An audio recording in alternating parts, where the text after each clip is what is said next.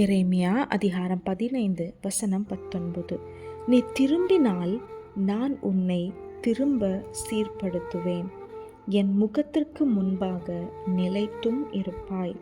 நீ தீழ்ப்பானது நின்று விலையேற பெற்றதை பிரித்தால் என் வாய்ப்போல் இருப்பாய்.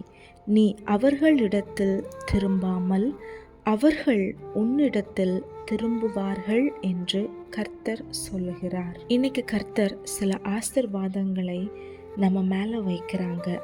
திரும்பவும் நான் உன்னை சீர்படுத்துவேன், நீ எனக்கு முன்பாக நிலைத்திருப்பாய், என் வாய்ப்போல் இருப்பாய். அண்ட் நீ அவர்களிடத்திற்கு திரும்பாமல் அவர்கள் உன்னிடத்தில் திரும்புவார்கள். இந்த ஆசீர்வாதங்கள் ஆமென்றும் ஆமேன் என்றும் உங்கள் வாழ்க்கையில் பலிக்கட்டும். இது நடப்பதற்கு முன்பாக கர்த்தர் சொல்லுகிற ஒரு வார்த்தை, நீ திரும்பினால். நம்ம சில வைகளிடத்திலிருந்து திரும்ப வேண்டியதாய் இருக்கிறது. சில வைகளை நம்ம வாழ்க்கையை விட்டு திருப்பும்போது கர்த்தர் சில வைகளுக்கு நேராக நம்மை திருப்புவார். ஏசப்பாவை பார்த்து பேசலாமா? ஏசப்பா, எதை நோக்கியோ இருக்கிற என்னுடைய கண்கள், என்னுடைய சிந்தனைகள், என்னுடைய இருதயங்கள் முழுவதும் உமக்கு நேராக திருப்பப்படட்டும். இந்த உலகத்தில் இருக்கிறவைகள் எல்லாமே அழிந்து போகக்கூடியது. ஆனால் அழியாத நமக்கு நிரந்தரமாய் இருக்கிறவர் ஏசப்பா மட்டும்தான். அதுக்காக இந்த உலகத்தில் எதுவுமே வாங்கக்கூடாதா, எங்கேயுமே போகக்கூடாதா, எதுவுமே ஆசைப்படக்கூடாதா? அப்படி இல்லை.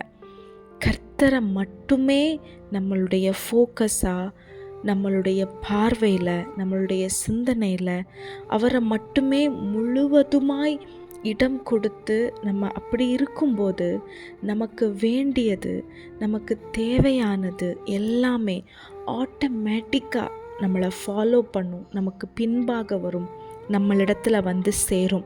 இதுதான் உண்மை. எதையும் தேடி நம்ம போவேனா, எதையும் போய் நம்ம வாஞ்சித்து அதுக்கு மேலே ஆசைப்பட்டு அதை மேலே ஃபோக்கஸ் பண்ணி வேணாம். ஏசப்பாவை மட்டுமே ஃபோக்கஸ் பண்ணும்போது மற்றதெல்லாம் தன்னை போல நம்மை தேடி வரும். இதுதான் உண்மை. கர்த்தரிடத்தில் திரும்புவோம்.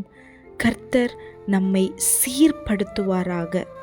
கர்த்தர் நம்மை நிலைத்திருக்க பண்ணுவாராக. கர்த்தருடைய வாய்ப்போல் இருப்பீர்களாக. உங்களுக்கு வேண்டியவைகள் தாமதமாய் கொண்டிருக்கிறது எல்லாம் இயேசுவின் நாமத்தினால உங்களிடத்திற்கு திரும்புவதாக.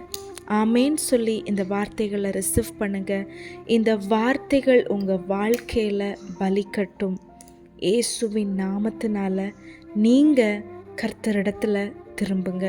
அதிகமாய் ஜெபிக்க ஆரம்பிக்கலாம், அதிகமாக வேதத்தை வாசிக்கலாம், தியானிக்கலாம், ஏசப்பாவுக்கு பிரியமாய் நடக்கலாம். நாம் ஆசீர்வாதமாக இருப்போம். ஆமேன். Have a blessed day. God bless you.